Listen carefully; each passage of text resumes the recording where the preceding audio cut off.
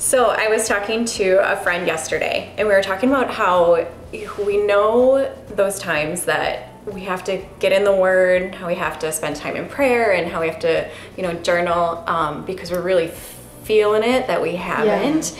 But how that battle is just, you don't want to, which you feel like as Christians, I'm like, you can't say that, you have to want to. But that we just have that moment of, oh, this feels hard, or I don't want to do it, or I don't, you make those excuses. How do you combat that? How do you find ways to, get around that? Or do you have those moments? Oh, I have those moments. Oh, believe me, pastor or not, credentials ordination or not every day do I wake up and go, I just feel like opening my Bible. I do listen to my Bible a lot. And I do that because God let me off the hook a couple years ago that, Sonny, it's not cheating if you're doing your makeup or you're doing your hair and you're listening. I did it all this morning. For an hour, I got to listen in 1 Kings. And I'm learning I'm picking up stuff that I never picked up when I just read. But also, that doesn't take the energy of me knowing I'm not feeling really like getting into the Bible and then I'm sitting there and reading, my mind's wandering. It's like that is just going into my ears whether I like it or not. So that's one thing. The second thing is that I start with journaling if I'm not in a good spot, because God can take all of my rants, my concerns, my depressed thoughts. He can just take it and go, and I can write it and say, God, I'm just like super frustrated right now, or God, I'm really worried about so-and-so. And then as I'm pouring that out, it does release some of that emotion that's negative, because Satan wants me to have negative emotions so I don't open my Bible. Like that's his goal. And I also find that if I can just stay a little upset with the enemy, or if I find myself going a certain direction and I can go, okay, who's my enemy here? And it's Satan, not God. Or not just life, just sometimes is hard. No, the enemy is out to steal, kill, and destroy. Then I don't want him to win. And I know if I don't go to that room and read and journal, he wins more today when it's the hard day than any other. And that just makes me mad at him. Like he's my true enemy. I don't need to, or I shouldn't have anybody in the world that's my enemy. No human should I just say they're my enemy. That's me with living with unforgiveness. But there is one, and I refuse to let him win. Granted, it doesn't mean that I'm always like, oh, I'm so excited to open my Bible. That's normal. That's normal. Yeah, that's good. One of the questions I had for you is about, you talk very frequently about the deep pain you felt when you lost your first daughter. So people who are going through deep pain like that, what do you say to them? Someone who, is fortunate enough not to have gone through that pain, it's hard to relate sometimes, but you still feel for them. Your heart goes out. What type of advice would you offer in terms of words of comfort, or if they're not open yet to hear those things, what can you do? Service, anything to help. I think that the fewer words, the better, and the more love and service. I mean, to just order Uber Eats for someone, maybe not even ask, because most people are like, oh, I'm fine, yeah, we've gone through a loss, but I'm fine. And they're not fine. They're not covered. So to send coffee and have it on their doorstep, or Uber Eats, and you just know everybody likes this, they'll like that. I think that just speaks volumes. I think that cliches hurt people more than they help. So, when we lost our daughter, I didn't need to hear, well, God needed another angel. First of all, that's wrong theology. Savannah didn't become an angel. So first of all, a lot of people, if they're Christian, they try to say that. That's just bad theology, and that didn't help me. Because what that says is God needed her more than me, and no, I needed her more than God needs her. That's very clear.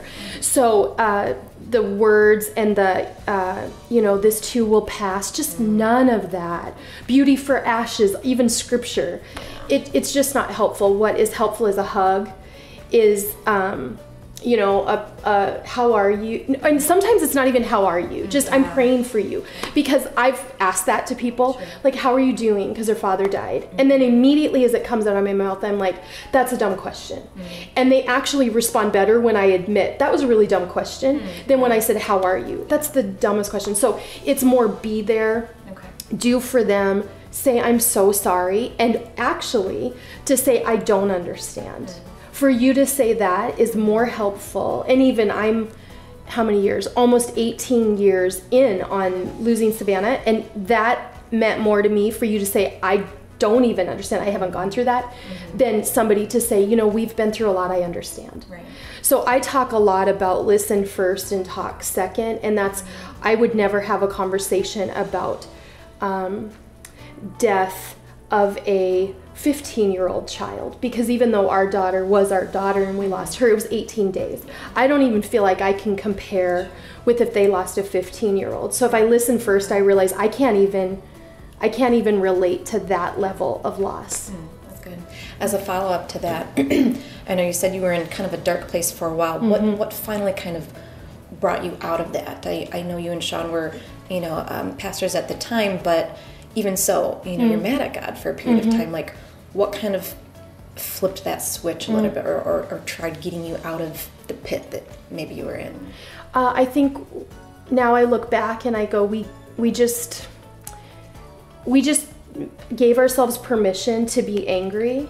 And maybe it was out of immaturity. We didn't know, we didn't have expectations that, well, if we're really good pastors, we will just love God and not question him throughout. I think because we were in, Sean was maybe 30 and I was in my 20s, I think we just thought we don't have to go through this looking wonderful. We're just going to go through this. Yeah, so I think now I'm glad we did it that way. So also the advice I would give people when they're going through something is expect that you're going to want to move. Expect that you're going to want to sell things. Expect that you're going to want to go in a place and stay for 5 days. Don't think anything is you going crazy. Expect that you're going to be angry at God, and go ahead. Like, again, he already knows what we're going through, so go ahead and just say it out loud. So I think because we allowed ourselves to go through it, we actually got to grieve, because there's stages of grief, and anger, resentment, denial. Those are all natural. And just because you're a Jesus person or Christian doesn't mean you can't go through them.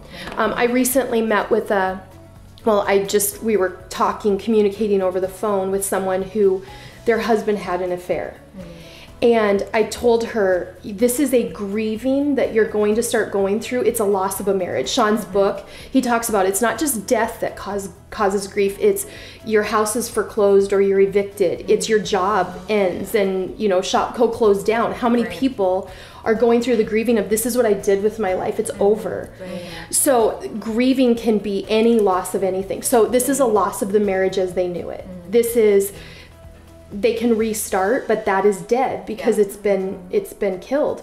And I told her, don't think that just because you do love Jesus that you're just going to be like, you know what, in a few weeks we'll just be golden. No, you're going to be angry at him, her, God. You're going to question everything. And I think we can expect to go through that, and if we can help others know, don't feel any judgment on the emotions you're having. That's good. So we have social media and talk about, you know, everybody, not everybody, but people post their highlight reel. Right. And so it's really important to not compare your life to someone else's highlight reel. But when you are seeing, you know, ads for all kinds of really pretty clothes and makeup and, you know, all those things, home goods, decorations, how do you find, and that's just stuff, I know, even just in the place in your life, but how do you find contentment in where you are, what you have, when we are just berated with things constantly about the things we want or should want and should need and what we should be doing with our lives. Again, you know, we talk about just maybe don't look at social media or don't do that, but what other things maybe help you bring that contentment in order to just say push that off. Right. Does that make sense? Well, the really Jesus thing to say is journal about it, and I'm not going to have that be the answer to everything you guys ask, but when I start to thank God, even bullet point for the things in my head or on paper, like thank you for the house I have, thank you for the car I have, thank you for, you know, just the stability I have, then all of the other stuff doesn't seem as important, as well as I look at people who have all the stuff. And I know we're not movie stars or, you know, anything like that, but I look at I just watched Sean and I watched the Elton John movie. And we finished the movie and we went, that was so depressing. Like, and even at the end, it was like, this is what he's doing now. His whole life was just terrible. And he had everything. He had money. I mean, he had all the money he could want, all the clothes, everything. And when I watch things like that, I go, if I'm an equal opportunity comparer, if I will go ahead and compare myself to the people who did get it all and their life didn't get fulfilled, then why would I also want that? Because whatever is that hole and void, it doesn't get filled. And you realize that when you get all the money you want. Right. The other thing is I do, I'm not one to just go off social media altogether, but there are people I unfollow. There are people, and it's like, I don't say, hey, I'm unfollow, because some of them are like sponsored ads or somebody I started to follow, and I'm just like, yeah, every time I see them, speaking on a stage or in their living room, talking about the product, I'm like, why would, I don't even want to do that. Yeah. So I'm going to unfollow because that doesn't need to be in my face because Satan will use it. Yeah. Great. So your Jesus.Plus.Life book was so good. There's so many good nuggets in there that just resonate and you can relate to, and you remember them. You're going through life and you're like, that's what that is, Are you working on a new book? Because I think you have such great insights just for life in general. I think you could write a series of books and they'd be all equally popular. Just wondering if you're working on anything now. Well, thank you. I actually worked on my one sheet last night because I'm learning what it takes to do a book proposal, because we did Jesus.Plus.Life, and I just did it for our ladies for retreat a few years back. And then it was, okay, well, I guess we could sell this to the ladies at the church. We gave it away at the retreat, we sold it. And then the next step was, we've been selling it at the exchange, and it sells to people who don't even go to Life Church a lot. But what I'm actually doing is I'm getting a book proposal ready to send to some of the bigger publishers to see if they want to do it. Because I met with one publisher and she said, we're a smaller publisher. I think you need to go bigger, Zondervan Tyndall, because this is a very modern discipleship for the modern girl vibe. And I went, because I thought she might look at my girl with the balloons and the flowers and be like, oh, that's really cute. Okay, what else do you have? So I'd actually like to rewrite and publish it, because I think I've probably gotten better in my writing. And I also, Sean's told me I need to write my story, and I'm like, who wants to hear that? Oh gosh. I mean, we know it's interesting because we know each other, but like usually if you're writing an autobiography, it's you're Hillary Clinton and people know you. So I was like, oh, I don't know about an autobiography. It's not like, the CEO of Facebook now writes an autobiography. But I did learn about doing a memoir recently. And so that probably is my next thing. And that would be a slice of my life, which, because I did have a baby when I was a teenager, she died. I went through the grief of that at 15, and then through the life. And then Sean and I, almost 11 years ago, almost divorcing. There's been enough drama in my life. There's plenty to write about. But God is the one that just, I feel like I am where I am today because of going through that, and I'm so grateful I went through everything. So I think a memoir is my next one, which I really hope, because I feel like I want my life to always point to Jesus, that through my story, it's pointing, and it's pointing to scripture. So it's not just a story. It's how does it point to Jesus? I really love King David. I'd love to write a book on King David. Even today, as I was listening to the Bible in 1 Kings, it talked about how it said David was a man who served God fully, except for with Uriah. And it was like, we get it, he messed up. But the point is, David never didn't love God. He screwed up, but he never changed, and he never worshiped other gods. And even his son Solomon worshiped other gods eventually. And so then the line just started to get terrible. And I thought, that's the thing about David. And that's the thing about me. I messed up multiple times, but I've never not loved God. I've never thought, maybe I'm going to give up on him and not serve him. Never. And I love David. So I don't know. I think maybe that'll be strung in through the memoir, or maybe I'll just write a book on King David.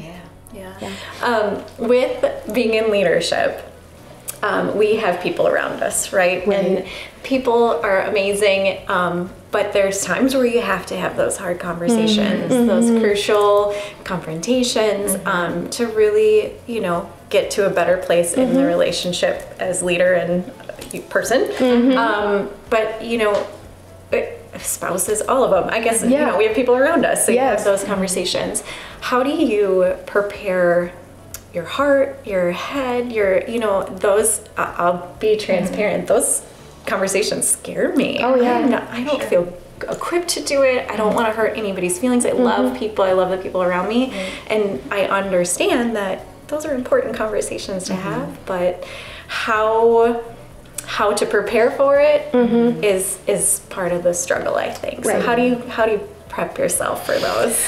I don't like them. Like, I think that's why I tend to talk about being a peacemaker versus a peacekeeper, because I'd rather be a peacekeeper. Even in my home, if I can hear Sean and the kids, I'm just like, oh, I'll just stay down here, because I don't even want to get involved in what they did, because I hate it. I'd much rather just go, oh, everything was peaceful all day long.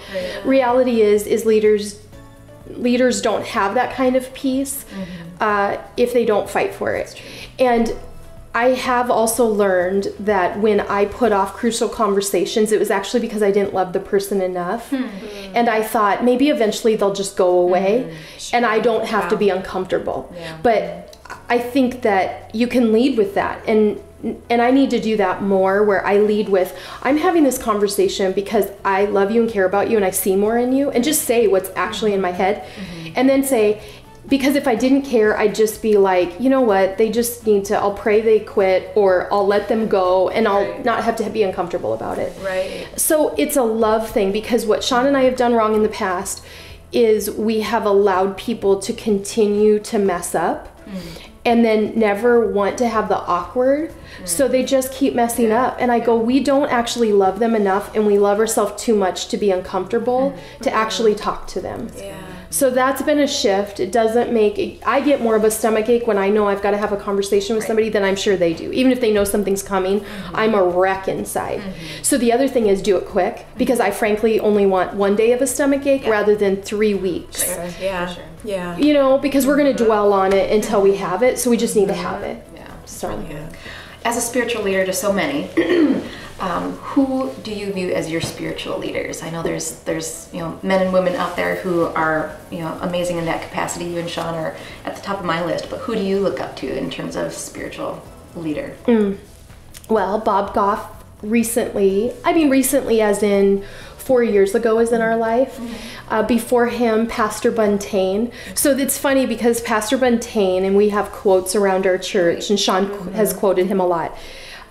He was like the original Bob Goff, but he was in a suit and he was a little guy, but everything was just loving, and he never judged anybody, because he frankly felt like you could just tell he loved people so much. And he was a cute little, Sean said he had gopher hands, because he'd talk to you and it just made him warmer than like this strong leader over a $20 million budget, this massive church campus and school. You'd never know by meeting him. Yet he could have a conversation with a brain surgeon, because he'd actually had read an article, because he thought outside of the church. So that really, I think, is even why Sean and I are interested in business and more than the four walls of our church on Sunday.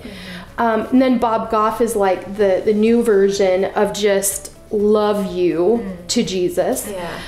We tend to reject people that are holier than thou in their posture or how they talk. It's probably why we love to take Christianese out of our church and our writing and our life, because it just sounds very exclusive, and we don't love that. So female-wise, Jeannie Mayo was the original female. She was a female Bob Goff. She'd meet you, and in 2 minutes she'd be hugging you, maybe kissing on your cheek, and just, oh, Amy.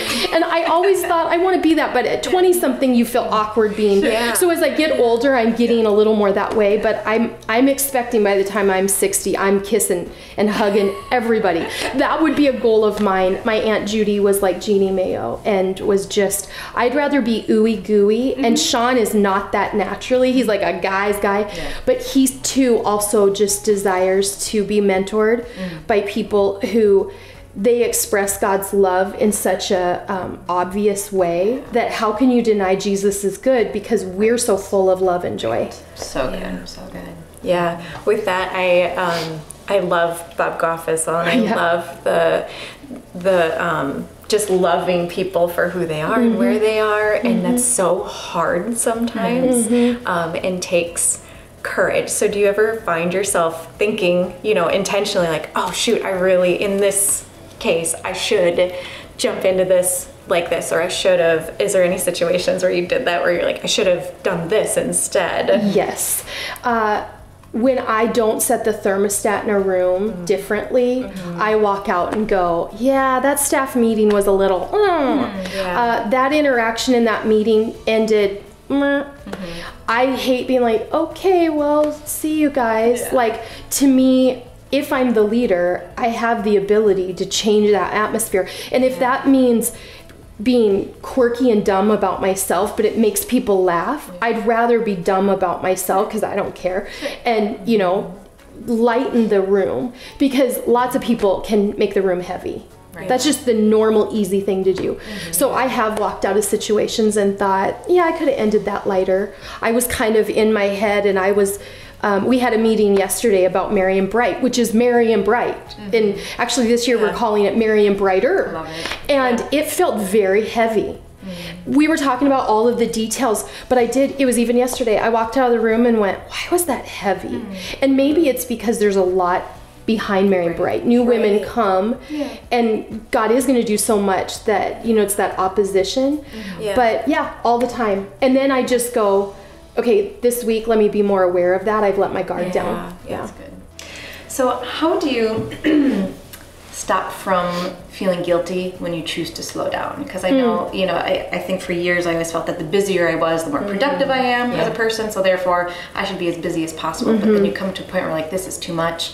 I'm heading towards burnout, which means I'm not going to be good to anybody around me. And I know as a business owner, a church leader, you've got a lot going on too. But how do you choose to slow down without also feeling guilty that you're not doing as much as you could potentially be doing?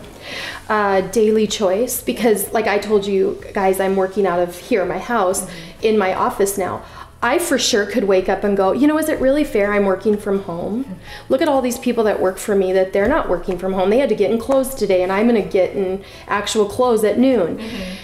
I have to make that choice because I could just go, that feels like I'm cheating. Right. Okay, but I couldn't run the multiple things if I just made sure I was out of the house by 7 a.m. grinding. I have to go, okay, I need some quiet time in the morning. The family is gone. It's okay to work from home. I actually get more done because it's quiet. I just focus, and I can work on 3 things throughout the day because I can shift.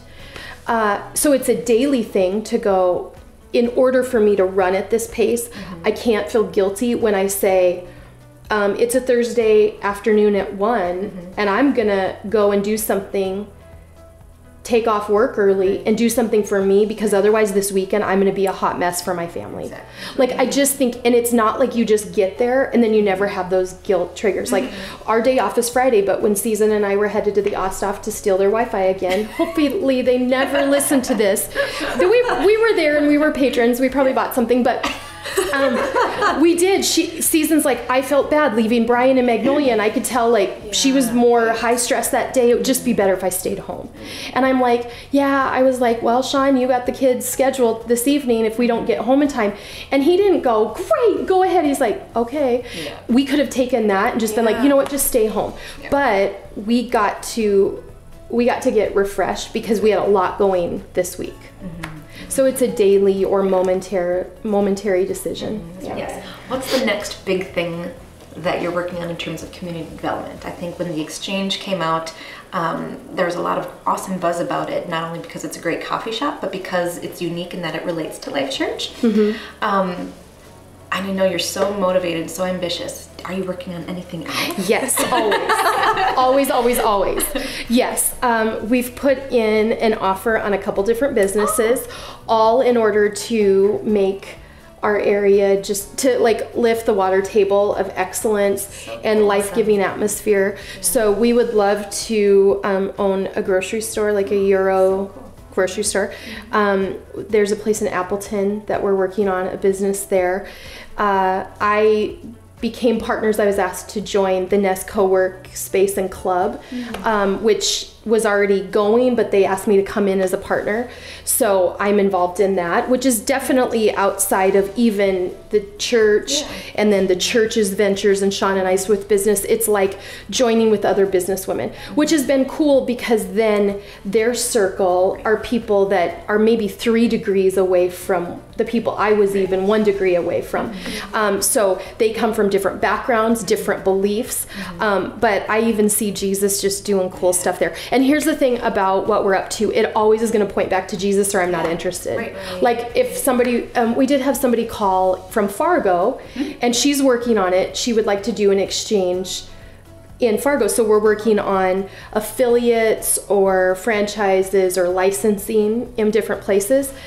I would let her be passionate about the dirt there, but I'm passionate about the dirt here. So if she wants to do the work, cool, we can work that out.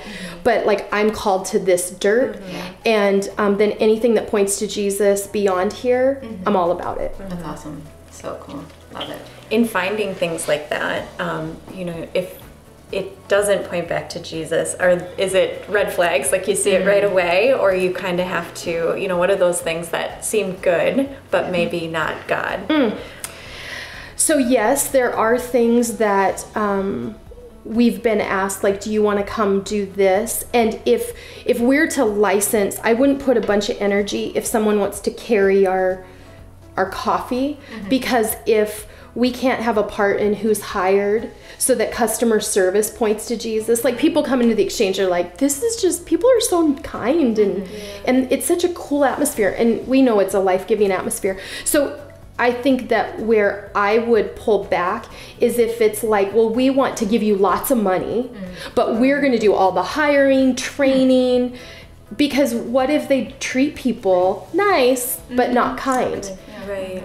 I'm not going to put my energy towards that. It's not like I need control. I just need to know that they want to implement the culture. Sure. Because that's huge. Right. Yeah. Awesome. Now our magazine, Life and Culture magazine, I love that is on newsstands, in grocery stores and gas stations. And you open it up and you're reading about statistics on depression, and it's more than the winter blues. And then there's an option for like Journey to Wholeness. And then there's Sean's message that you can't really, you know, it doesn't say Sean's message, it says more. And you read it and then at the end you go, and it doesn't use the word faith, because yes, we get that, but like Jesus is the answer to this. And it's the last paragraph. And I'm like, yes. So that would be one of my biggest joys right now, is that we push forward on Life and Culture magazine. That's awesome. Love it. Yeah. So Amy and I are both on the worship team. Yes. I know this is changing the subject a I little love it. bit, but I was wondering what your favorite worship song is. This dirt. I just stood there and cried the first time, and I still do. I'm like, oh, we have our own song. And Rabbi Matt from the synagogue in Seattle that we partner with, we enjoy so much, he leaned over 2 Sundays ago when we were singing it, and he said, is this your song? Did you guys write this? And it was cool for someone from out of town. He could have just thought it was shots of he didn't know our city. It doesn't have like Lambeau in it. And he just knew. He knew that it's deeply important to our people. So this dirt for sure. And then in our Even Now CD, I had favorites. I loved Mercy King. Oh yeah. I mean, and then I, you know, Hurricane of course was a favorite, and that got, you know, right off the bat, everybody's like, oh, but yeah, I'm ready for more. I know, right? Because we do really good original stuff. Absolutely. Yeah. So cool. Yeah. I love that you said that you know, heard that song and was crying, because we actually, at rehearsal last night, I lost the song. See a Victory?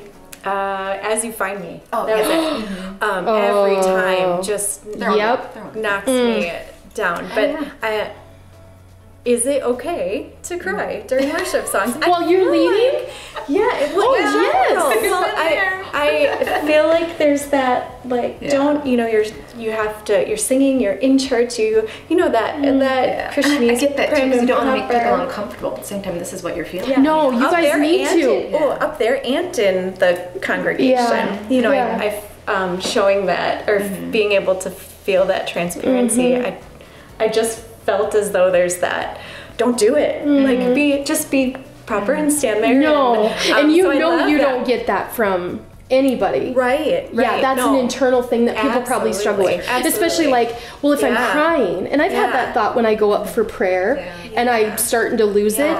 And I've had to go, okay, if they think like you're in a really dark spot and you're crying because you're a mess and like you're just not even godly, like I just had for sure Satan, you know, whispers that even in the moment, like, oh, you're really weepy right now, what's going on in your background? It's like I just was like, shut up, Satan, like long ago. And now if I start to feel it come on, I'm like, okay, I'm not gonna fight it, because I get more comments in the lobby after when I have gotten emotional, because they can tell I wasn't trying, it's not a put on, but like and they're like, I was crying. I'm like, you had no reason to cry, but it was just that we recognize the presence of the Holy Spirit there. So no, I think to me, when I've heard a worship leader, even the lead who's leading that song, get a little choked up, I go, this is real to them. They're not just singing for my benefit. Right. I love that. Or even when I've been, you know, in the congregation worshiping, there's that point in time where you're like, it's unlocking something, you know, it's like, I don't want to let the floodgates open, but at the same time, I need this, you know, so that release. So I've been there.